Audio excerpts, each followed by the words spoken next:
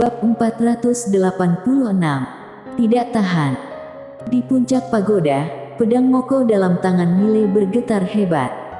Mile melihat pedang Moko, tersenyum dan berkata, "Jangan gugup, sungguh, aku tidak berniat buruk." Pedang Moko. Mile melirik kedua pedang di depannya dan berkata dengan nada rendah, "Jangan khawatir, dia tidak akan menyakitiku." Sambil berkata, dia menatap pedang Moko. "Benar, kan? Pedang Moko." Mile berbalik dan menatap kedua pedang itu, tersenyum dan berkata, "Kalian jangan khawatir, aku akan baik-baik saja." Selesai berbicara, dia berjalan menuruni puncak pagoda dengan pedang Moko. Mile membawa pedang Moko kembali ke tingkat pertama. Dia menatap pedang Moko di depannya. "Tenanglah, aku tidak akan memperbudakmu. Kamu dan aku sederajat, tetapi kamu jangan melukaiku. Jika tidak, aku harap kita dapat bekerja sama dengan baik." Setelah suara itu terdengar, dia memegang erat pedang Moko. Segera, dia mulai melafalkan sesuatu. Metode pikiran Moko.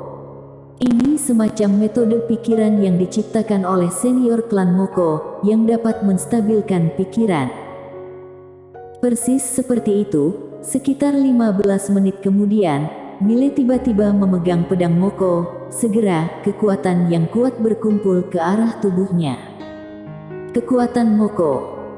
Ketika kekuatan ini memasuki tubuh Mile, dia langsung menjadi bersemangat. Kekuatan. Sekali lagi, dia merasakan kekuatan menggoda itu, yang tidak ada habisnya. Namun segera, Mile berangsur-angsur menjadi tenang. Kekuatan. Kekuatan ini sangat menggoda, tetapi ini bukan kekuatannya. Ini adalah kekuatan pedang Moko, bukan miliknya. Kekuatan ini bisa dipinjam, tetapi tidak boleh tergantung padanya. Mile menjaga pikirannya dan terus menyerap kekuatan itu. Segera, semakin banyak kekuatan Moko memasuki tubuhnya. Bengkak. Inilah yang Mile rasakan saat ini. Dia merasa seluruh tubuhnya penuh dengan kekuatan, seolah-olah dia bisa membunuh segalanya secara instan. Setelah beberapa saat, Mile mulai memandu kekuatan itu. Selama proses ini, dia bisa merasakan bahwa pedang Moko tidak menimbulkan masalah, tetapi dia tidak berani gegabah dan tetap berhati-hati, juga membiarkan pedang penakluk jiwa memperhatikan pedang Moko setiap saat. Jika pedang Moko berani berbuat sembarangan, dia tidak akan menunjukkan belas kasihan.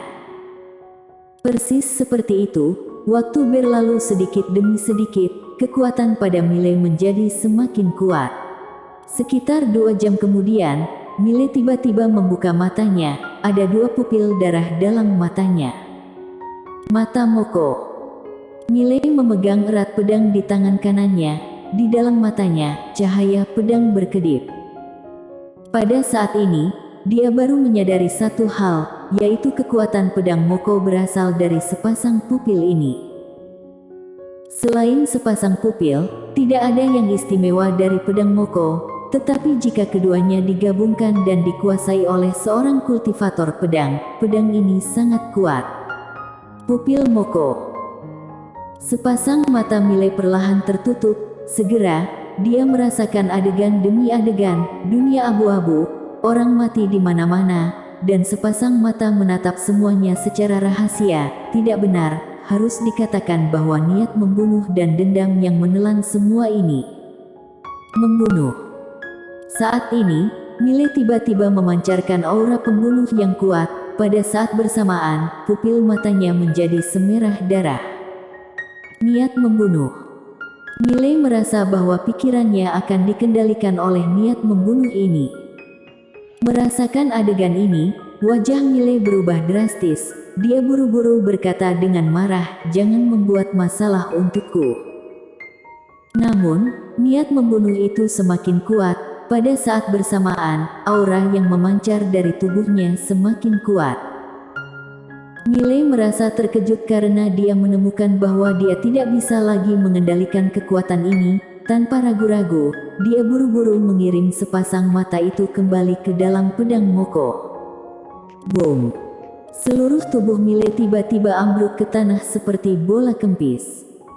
Di tanah, Mile terengah-engah, wajahnya penuh keringat dingin. Pada saat itu, dia benar-benar ingin membunuh siapapun. Hanya ketika dia memikirkan Lindsay, niat membunuh itu sedikit lebih lemah. Tetapi, tetap saja, hati pembunuhan itu sangat kuat. Memikirkan hal ini, Mile terduduk, ekspresinya sedikit mengerikan, dan pada saat ini, suara Jiwani tiba-tiba terdengar di benaknya, majikan muda, itu bukan salahnya. Mile mengerutkan kening, apa maksudnya?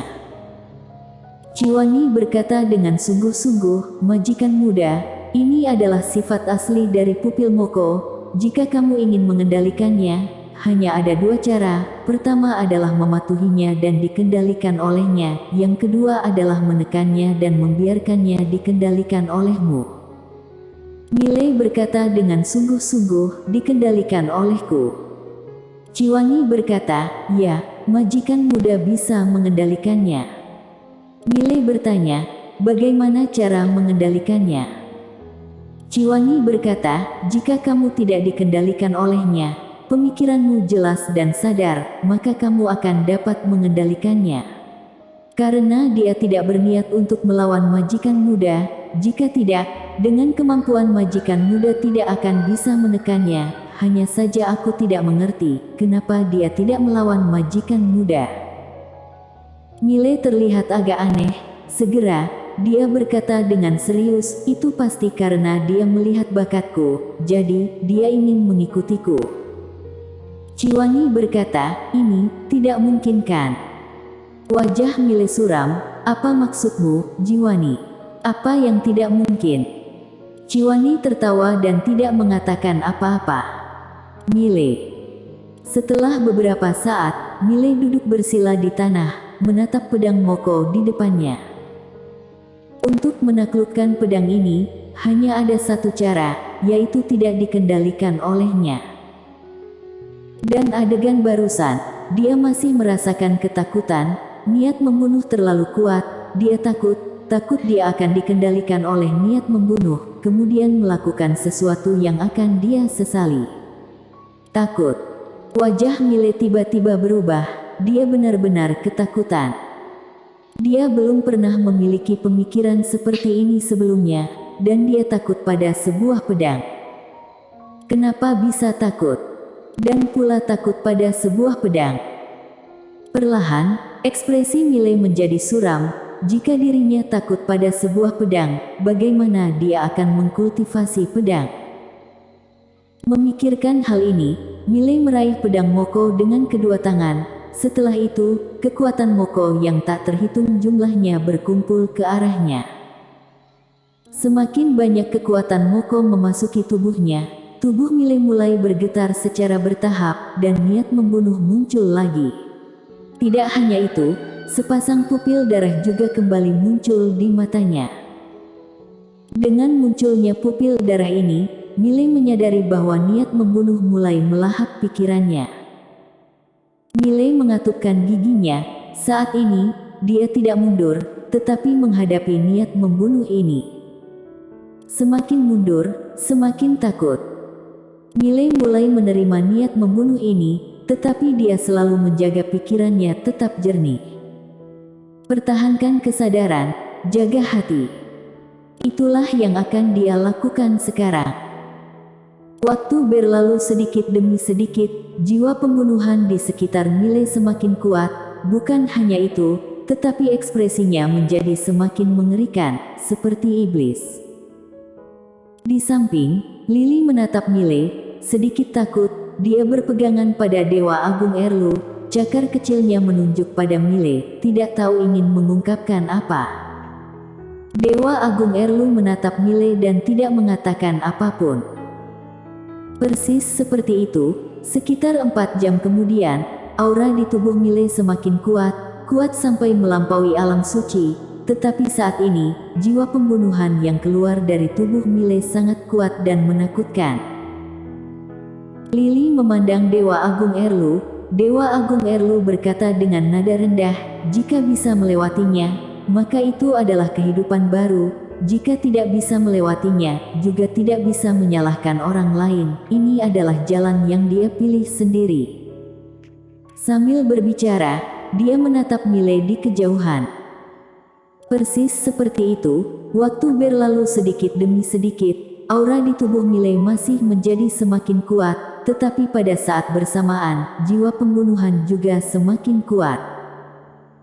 Ini bukan jiwa pembunuhan Miley, tetapi ini adalah jiwa pembunuhan pupil Moko. Oleh karena itu, jiwa pembunuhan tidak bisa dikendalikan oleh Miley. Sebaliknya, Miley mungkin saja bisa dikendalikan oleh jiwa pembunuhan. Sekarang hanya bisa melihat siapa yang lebih kuat, dia atau jiwa pembunuhan. Dewa Agung Erlu melirik sekilas ke lantai 5, kemudian melihat ke arah Miley, matanya penuh kekhawatiran. 2 jam berlalu lagi. Saat ini, badan Miley mulai bergetar hebat, seolah-olah epilepsi. Melihat adegan ini, Dewa Agung Erlu mengerutkan kening. Saat ini, Miley tiba-tiba berdiri dan berjalan ke arahnya dan Lily buru-buru bersembunyi di belakang Dewa Agung Erlu. Kedua tangannya menutup mata dan tidak berani menatap Miley.